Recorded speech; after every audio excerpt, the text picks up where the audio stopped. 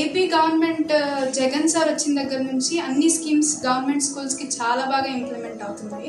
అందులో మా స్కూల్ కూడా ఒకటని చెప్పుకోవచ్చు. ఎందుకంటే ఇక్కడ వచ్చే యూనిఫామ్ కానీ, బుక్స్ కానీ, నాడు నేడు కానీ, లేదా అమ్మఒడి కానీ, మిడ్ డే మీల్స్ కానీ, ఇంకా కొత్తగా ఏంటంటే పిల్లలకి న్యూట్రిషన్ బాగా అందాలని చెప్పి రాగి జావ కూడా ఇస్తున్నారు. ఇవన్నీ చాలా ఎక్సలెంట్గా ఇంప్లిమెంట్ అవుతున్నాయి. జగనన్న ఆరోగ్య సమస్య కింద వాలంటీర్లు ఏఐఎంస్ కలిసి ప్రోగ్రామ్ పై సర్వే చేశారు.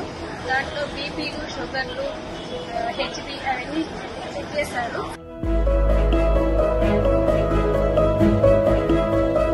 మన రాష్ట్రంలో వరి అత్యధికంగా పండే జిల్లాల్లో పొట్టి శ్రీరాములు నెల్లూరు జిల్లా ఒకటి. జగనన్న అధికారంలోకి వచ్చాక జిల్లాను ప్రగతి పథంలో ముందుకు నడిపిస్తున్న తీరు అభినందనీయం. జగన్ పాలనపై ప్రజా తీర్పు.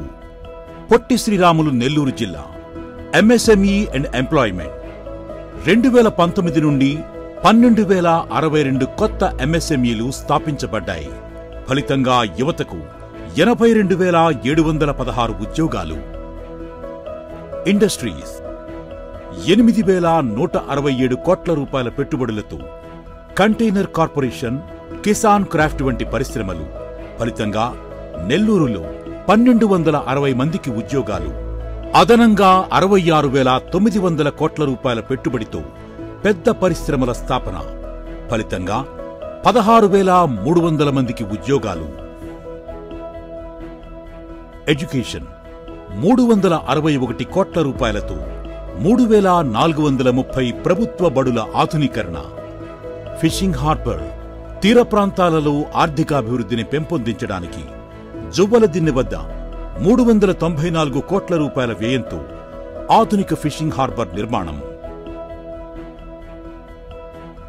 Investment for exports and development ఎగుమతులు మరియు ఆర్థికాభివృద్ధి కోసం 3,736 కోట్ల రూపాయలతో రామాయపట్నం ఓడరేవులు పెట్టుబడి.